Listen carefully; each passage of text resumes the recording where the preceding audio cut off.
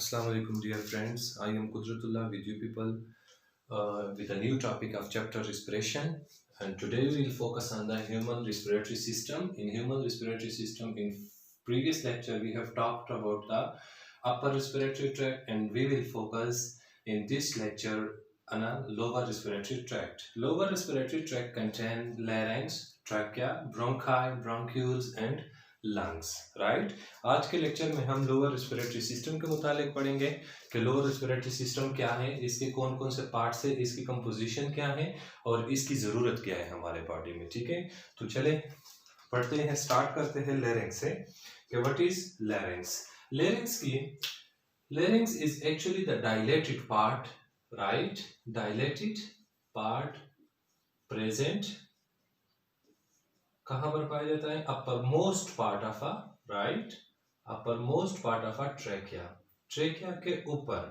Okay, जो dilated part, जो फुला हुआ, थोड़ा सा एलांगेटेड सरफेस, सच लाइक ये, ठीक है, जो हमारे पास थोड़ा सा एलांगेटेड सरफेस होता है, जो थोड़ा सा फुला हुआ स्ट्रक्चर होता है, उसको हम कहते हैं larynx, right.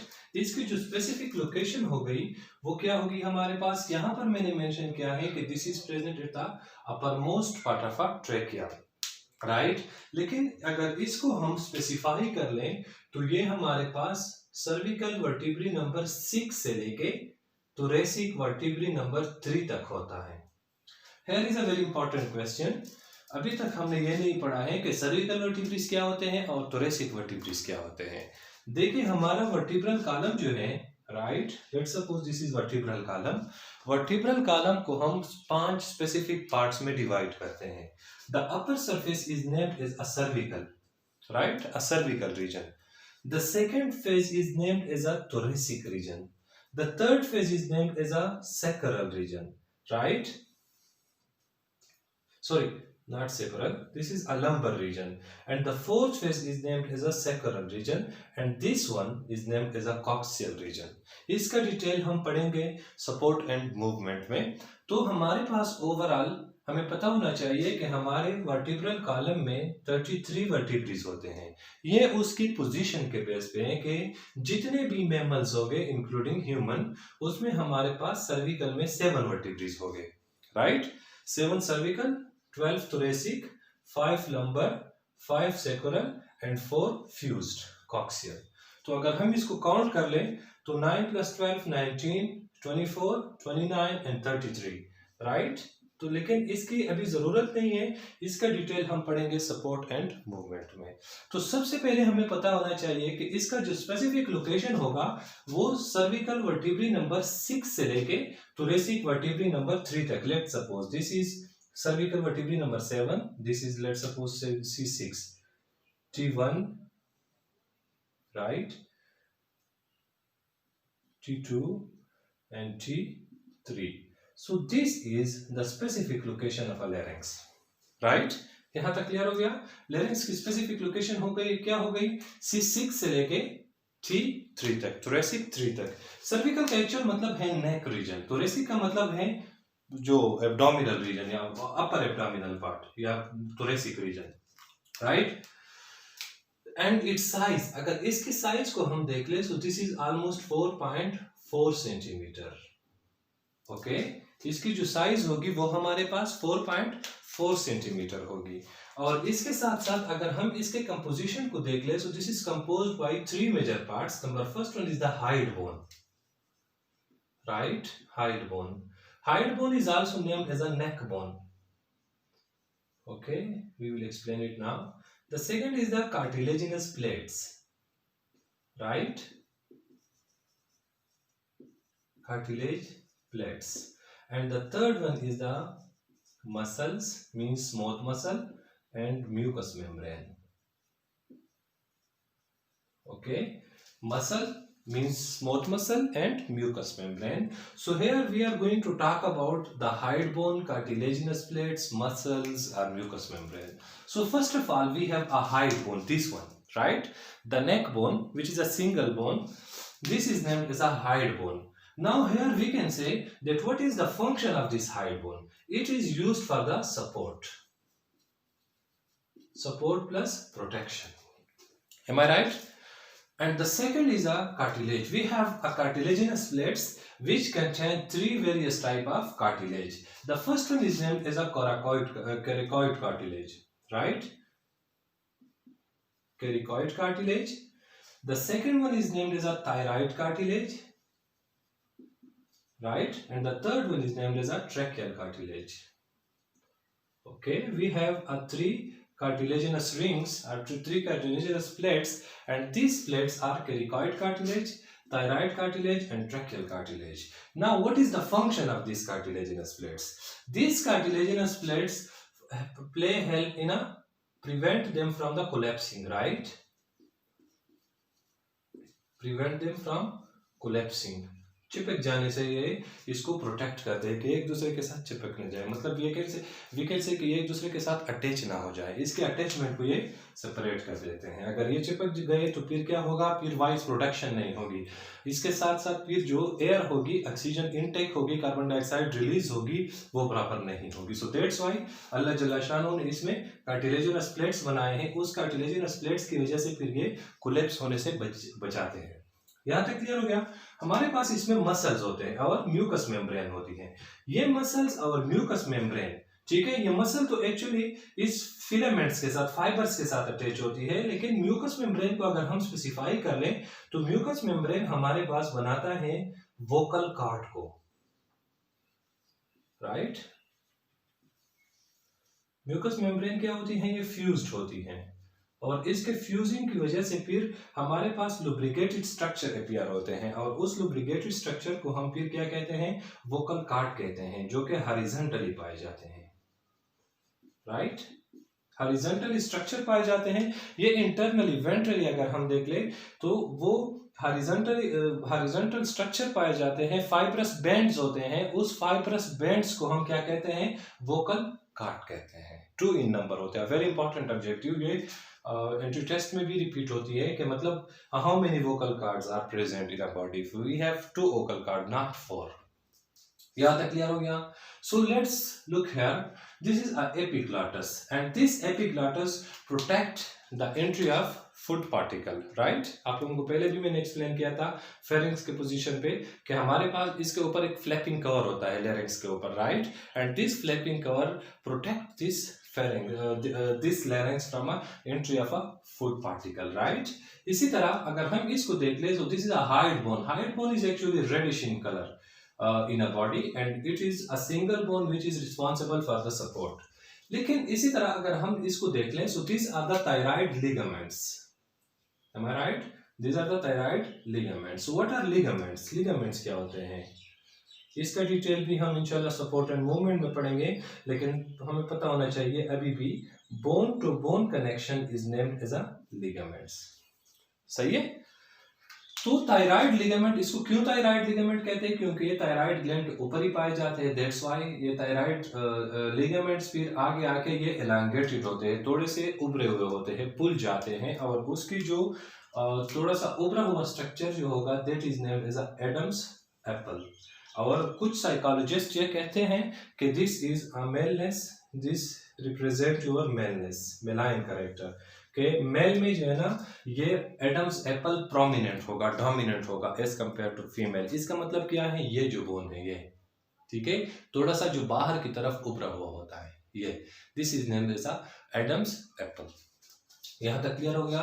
Any one of you if you have any problem regarding this larynx you can ask them, right. यहाँ तक किसी को कोई प्रॉब्लम हो आप कमेंट्स में से भी जवाब दे सकते, आंसर क्वेश्चन कर सकते हैं, और मेरे व्हाट्सएप नंबर पे भी आप मुझसे क्वेश्चन कर सकते हैं। यहाँ तक किसी को कोई प्रॉब्लम हो you can ask. Okay okay, so here is another very important point. हमारे पास वोकल कॉर्ड तो है, मौजूद है, लेकिन how it is producing voice, ये कैसे वॉइस प्रोड्यूस करते हैं।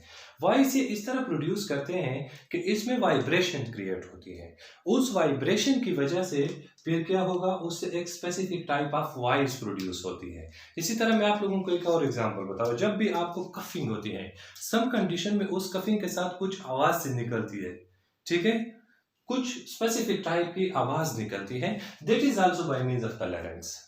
लेकिन अगर हम बात करते हैं ना तो उस बात में during talking our teeth and lips, these are also playing a very vital role.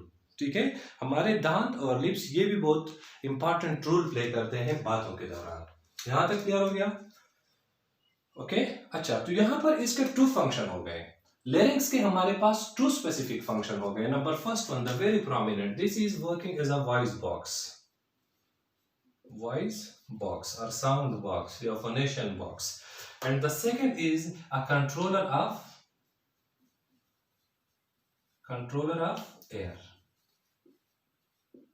ये एयर को कंट्रोल करता है, मतलब excess of air is controlled by this larynx toward the trachea, यानी ट्रेकिया की तरफ जो भी एयर जाएगी उसको ये कंट्रोल कर देता है। यहां तक किसी को कोई प्रॉब्लम हो, यू कैन आस्क, राइट?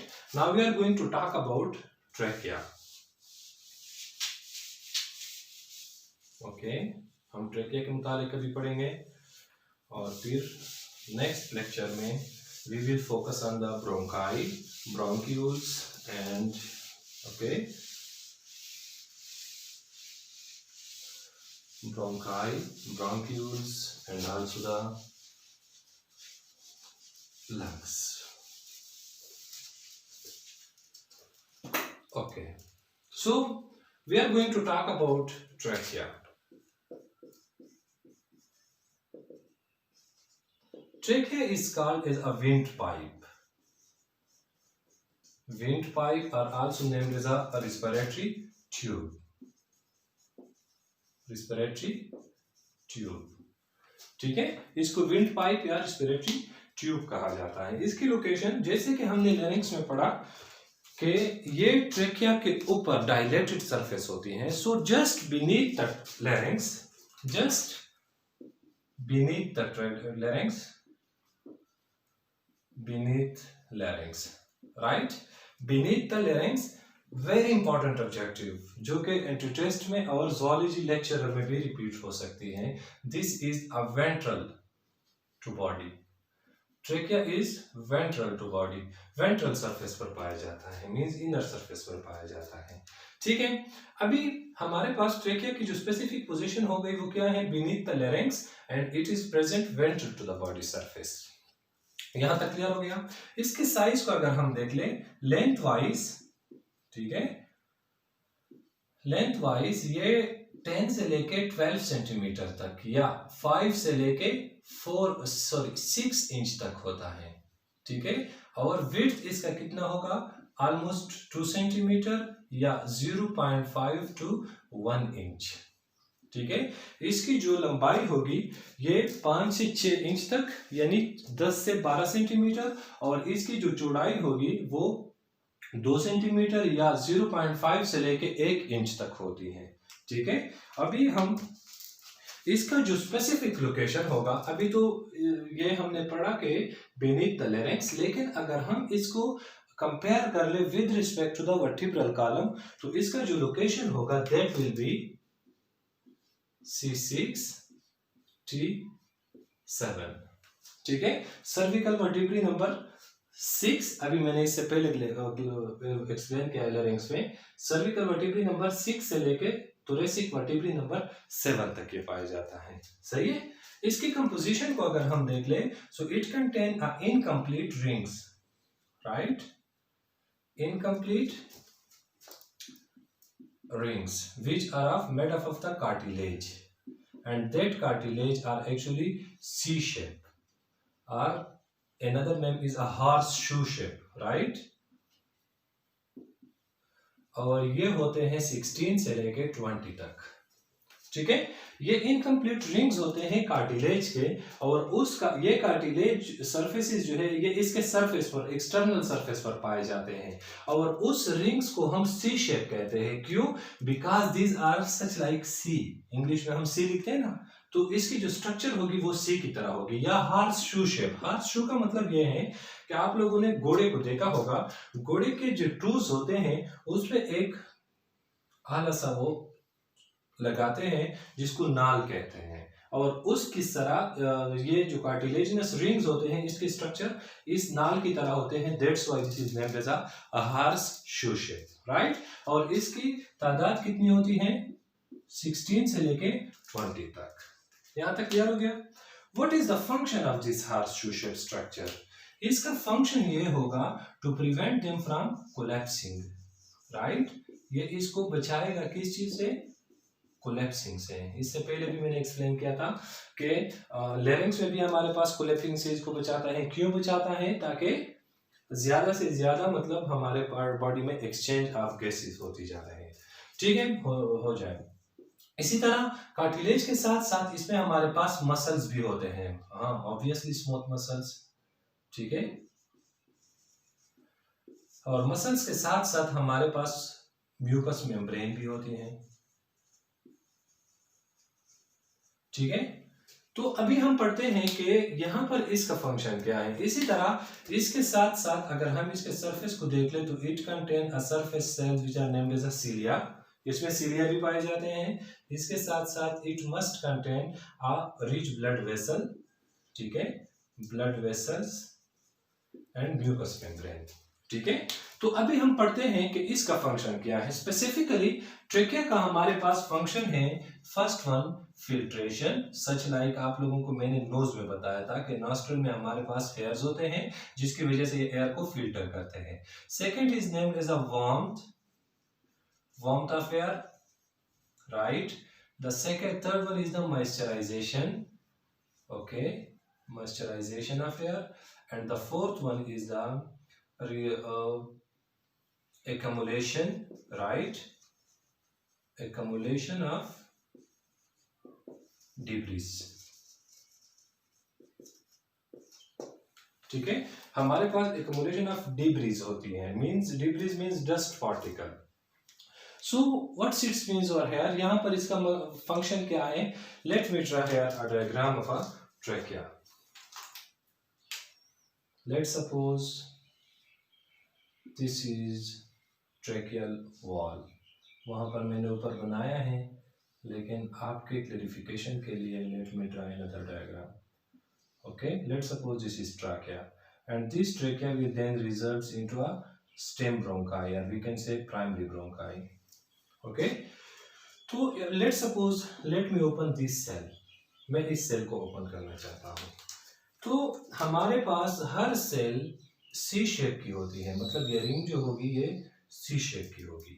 अभी इस सी शेप रिंग में हमारे पास ब्लड वेसल बहुत रिच होते हैं,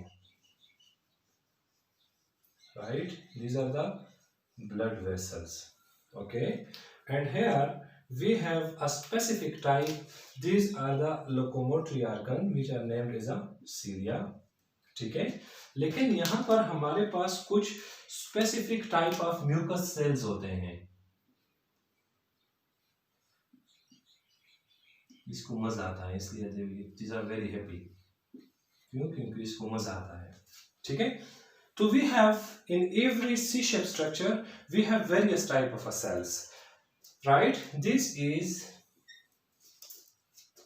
cartilaginous ring, it contain blood vessel। तो यहाँ पर blood vessel का फंक्शन क्या होगा? ब्लड वेसल का फंक्शन ये है, आप लोगों को मैं इसका एक एग्जांपल बता रहा हूँ। लेट सपोज अगर आपको हनी बी बाइट कर ले तो क्या होगा, वो जगह रेड होगी, इन्फ्लेम होगी, क्यों? क्योंकि उसमें ब्लड वेसल्स की कंसंट्रेशन ज्यादा होगी, ज्यादा से ज्यादा ब्लड वेसल्स आएंगे। मतलब ब्लड वेसल्स क्यों? क्योंकि वो इट कंटेन द क्या होते हैं, उसमें न्यूट्रोफिल्स होते हैं, ठीक है, मैक्रोफेजेस होते हैं, तो ताकि वो उस जगह को ऑक्युपाई कर ले। लेकिन यहाँ पर वो लॉजिक नहीं है, यहाँ पर यह है कि इसमें ब्लड वेसल्स होगी, इस ब्लड वेसल्स की वजह से फिर जो एयर होगी जो कि अंदर हम इसको लंग्स की तरफ ले जाते हैं वो लिटिल वार्म होगी, ठीक है। इसी तरह it must contain cilia, cilia are the locomotory organ, इससे पहले भी मैंने आप लोगों को बताया था ये नोज में भी पाए जाते हैं। तो उस लोकोमोटरी ऑर्गन की वजह से फिर ये फिल्टर होती, फिल्ट्रेशन। इसी तरह अगर हम इस नॉटी हैप्पी सेल्स को देख लें तो ये हमारे पास जो म्यूकस मेम्ब्रेन है, it is actually a mucus cells and this mucus cells results into a goblet, या गॉबलेट सेल्स भी हम इसको कह सकते हैं। Goblet cells are mucus secreting cell. तो ये गॉबलेट सेल्स क्या करते हैं, ये म्यूकस को सीक्रेट करते हैं और दिस म्यूकस की वजह से ये फिर जो पैथोजन होते हैं, जो डिब्रीज होते हैं, जो डस्ट पार्टिकल होते हैं, ये एक दूसरे के साथ चिपक जाते हैं। इस छोड़ते नहीं कि ये लंग्स तक पहुंच जाए, सही है। ये इसको कोलैप्स करते हैं और उसके कोलैप्सिंग की वजह से, उसके अटैचमेंट की वजह से फिर ये मूव नहीं कर सकते टुवर्ड द लंग्स। तो जब भी हमारी खांसी होती है, कफिंग होती है, तो उस कफिंग के दौरान ये जो डिब्रीज होगी, डस्ट पार्टिकल होगी, ये विद द स्पूटम के साथ, बलगम के साथ ये बॉडी से बाहर की तरफ एलिमिनेट होता है। यहां तक क्लियर हो गया? Any confusion you can ask them. लेकिन here are a very important point. We have the two segments over here. Number first one is named as a bifurcation. What is bifurcation? Bifurcation, right? Bifurcation is a point at which trachea start dividing. Trachea start dividing into bronchi. Right and left bronchi. ठीक है। Bifurcation क्या है? Bifurcation is that process, that point at which the trachea start to divide itself into two bronchi, two primary bronchi, right bronchi and left bronchi, and this is the position which occur at a T3. ठीक है, T3 के position पे, T3 क्या है? T3 is the last point of a larynx, so that's why we can say that this larynx is a part of a trachea. Am I right? यहां तक clear हो गया? बाइफर्केशन हो गया एक, लेकिन एक पॉइंट और जो कि वेरी प्रोमिनेंट है, बहुत इंपॉर्टेंट है, that is the separation of this two bronchi. So let's suppose ये रीजन है, ये अभी हमारे पास ये जो रीजन होगी, दिस इज, यहां से लेट्स सपोज डिवीजन स्टार्ट है, सेपरेटेड नहीं है, स्टार्ट है, this region is named as a bifurcation.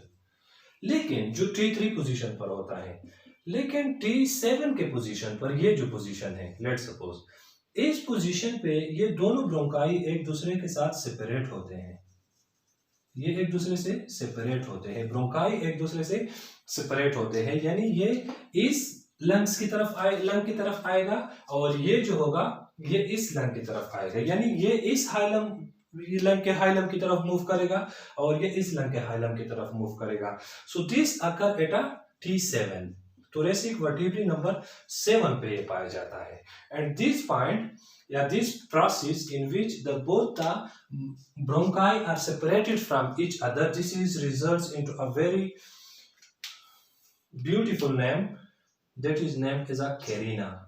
It's not Karina. ठीक है, ये करीना कपूर नहीं है, ठीक है. This is carina. Carina is a point where both the bronchi are separated from each other.